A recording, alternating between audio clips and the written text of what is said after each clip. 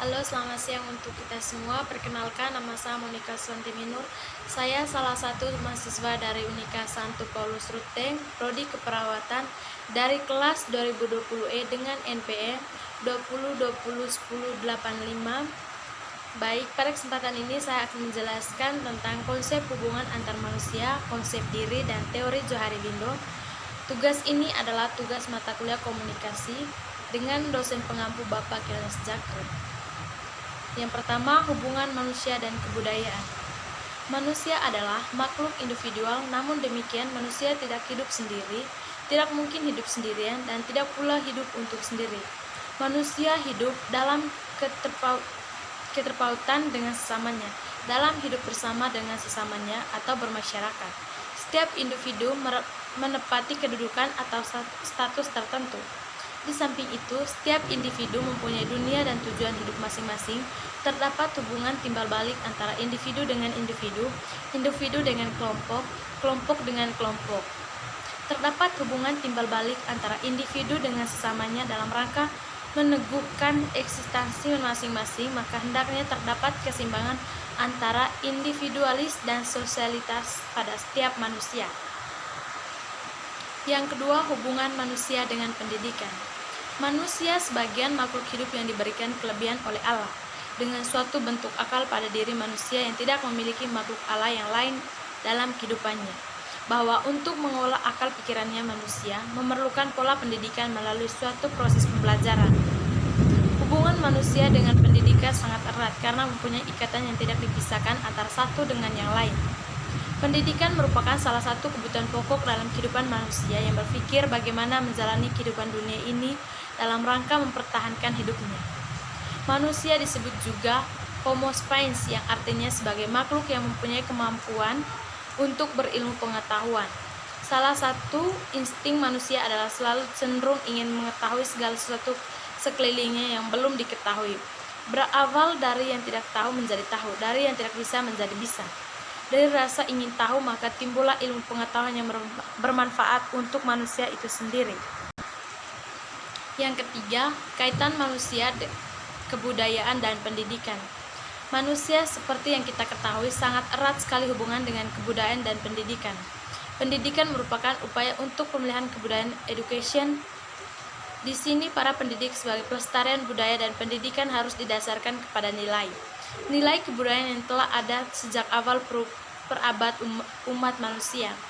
Pendidikan merupakan salah satu unsur kebudayaan karena proses pendidikan pada dasarnya merupakan hakikat dari kebudayaan itu sendiri.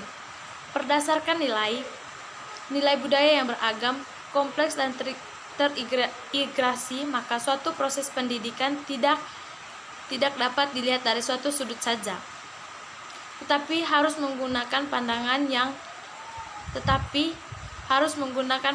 yang multidisipliner.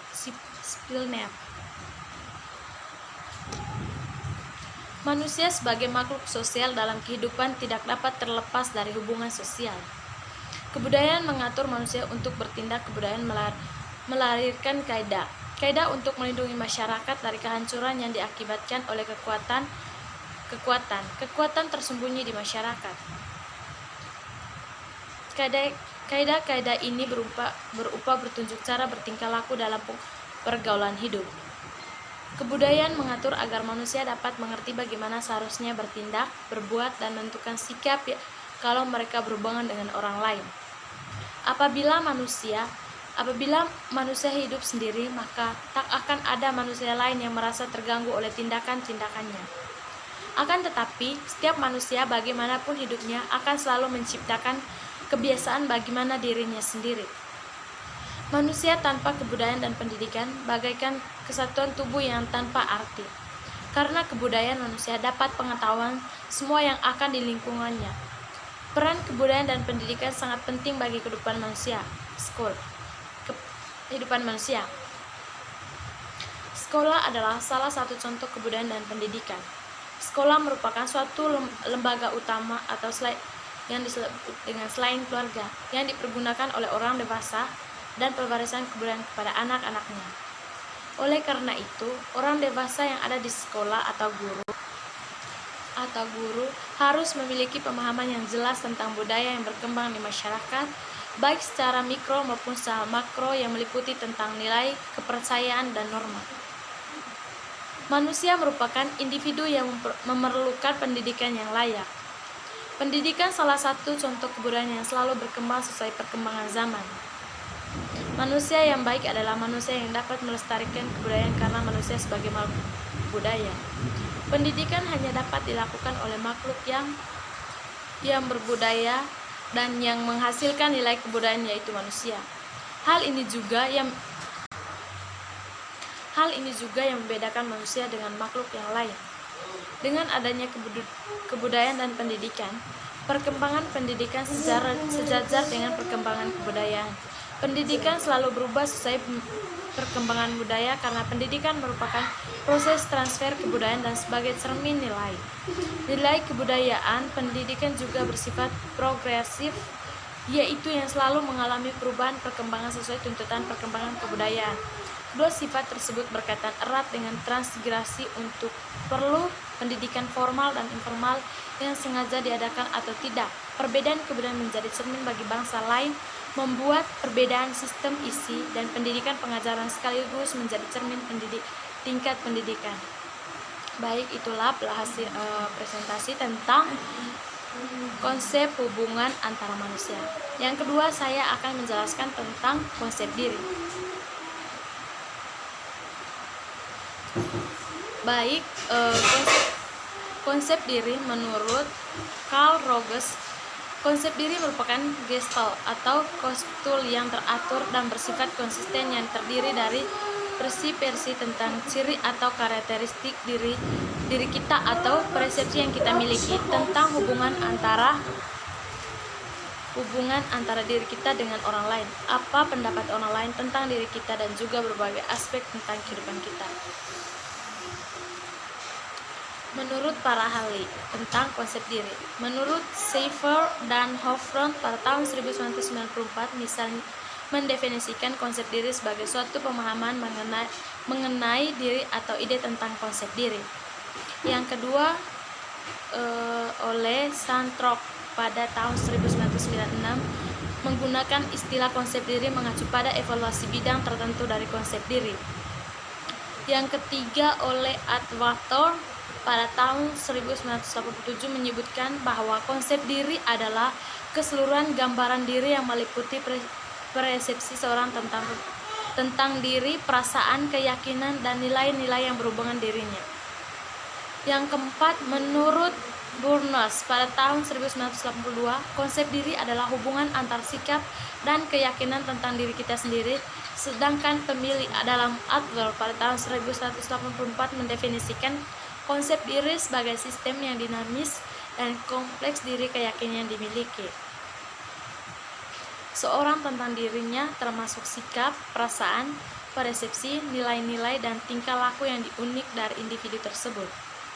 Yang kelima, Covers pada tahun 1989 menjelaskan bahwa konsep diri mencakup seluruh pandangan individu akan dimensi fisiknya, karakteristik pribadinya, motivasinya, kelemahannya, kelebihannya, atau kecakapannya, kegagalannya, dan sebagainya. Yang keenam, oleh Sutrat dan Suden pada tahun 1998, konsep diri adalah semua ide, pikiran, kepercayaan, dan pendirian yang diketahui individu tentang dirinya dan mengetahui individu dalam berhubungan dengan orang lain.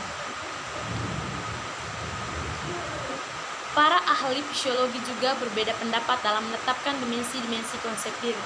Namun, secara umum, sejumlah ahli menyebutkan 3 dimensi konsep diri, meskipun dengan menggunakan istilah yang berbeda-beda. Chalon dan Archulon pada tahun 1990 misalnya menyebutkan dimensi utama dari konsep dirinya, yaitu dimensi pengetahuan, dimensi pengharapan, dimensi penilaian.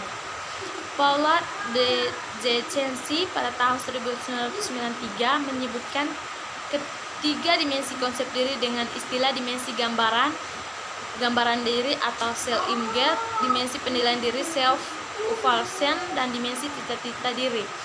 Sebagian ahli yang menyebutkan dengan istilah citra diri, harga diri, dan diri ideal. Konsep diri bukan merupakan faktor bawah atau herediter. Konsep diri merupakan faktor bentukan dan dari pengalaman individu selama proses perkembangan diri menjadi dewasa. Proses pembentukan tidak terjadi dalam waktu singkat, melainkan melalui proses interaksi secara keseimbangan. Burnos pada tahun 1979 menyatakan bahwa konsep diri berkembang terus sepanjang hidup manusia. Namun pada tahap tertentu perkembangan konsep diri mulai berjalan dalam tempo yang lebih lambat. Secara bertahap, individu akan mengalami sensasi dari tubuhnya dan lingkungannya, dan individunya akan mulai dapat membedakan keduanya. Perkembangan konsep diri adalah proses sepanjang hidup. Setiap tahap perkembangan mempunyai aktivitas spesifik yang membantu seorang dalam mengembangkan konsep diri yang positif. Dan yang ketiga, saya akan menjelaskan tentang teori Johari-Window. Baik, teori Johari-Window atau jendela Johari merupakan perangkat sedara dan bangunan dalam mengilustrasikan dan meningkatkan kesadaran diri serta pengertian bersama individu-individu yang ada dalam suatu kelompok tertentu. Model ini juga berfungsi dalam meningkatkan hubungan antara kelompok yang sekaligus mengilustrasikan kembali proses pemberian maupun menerima efek. Jendela Johari sendiri dikembangkan atau dipelopori oleh fisiologi Amerika Joseph Loew dan Harry Ekman pada tahun 1950-an ketika meneliti untuk program proses dari kelompok mereka. Uniknya, nama Johari sendiri sebenarnya diambil dari potongan masing-masing nama mereka, Jo untuk Loew dan Harry untuk Ekman. Dalam selang waktu yang tak lama, jendela Johari banyak dimanfaatkan sebagai pengertian dan latihan kesadaran diri. Peningkatan personal dan komunikasi, hubungan interpersonal kelompok-kelompok dimensi, dan peningkatan tim dan hubungan intergroup. Terminologi kata jendela Johari mengarahkan pada proses atau dari pribadi dan orang lain. Personal untuk diri individu itu sendiri sebagai subjek manusia dalam analisis jendela Johari. Selanjutnya, orang lain berarti objek lain dari kelompok pribadi. Jendela Johari juga berhubungan dengan teori integral, emosional, dan kesadaran individu serta peningkatan. Dalam kebanyakan training atau pelatihan, proses pemberian dan penerimaan feedback adalah unsur terpenting. Melalui proses feedback tersebut, kita bisa melihat atau mengenal orang lain, dan demikian sebaiknya. Individu lainnya juga belajar bagaimana pandangan kita terhadap mereka. Feedback menginformasikan kepada individu ataupun kelompok, baik secara verbal maupun non-verbal. Dalam berkomunikasi, informasi yang diberikan seorang menceritakan kepada yang lain bagaimana perilaku mereka mempengaruhi dia, bagaimana perasaannya, dan apa yang diterimanya. Feedback juga bisa diartikan sebagai reaksi yang diberikan oleh orang lain, biasanya lebih menonjol pada persepsi dan perasaan mereka, menceritakan bagaimana perilaku seorang bisa mempengaruhi mereka. Baik, itu saja hasil presentasi saya. Terima kasih.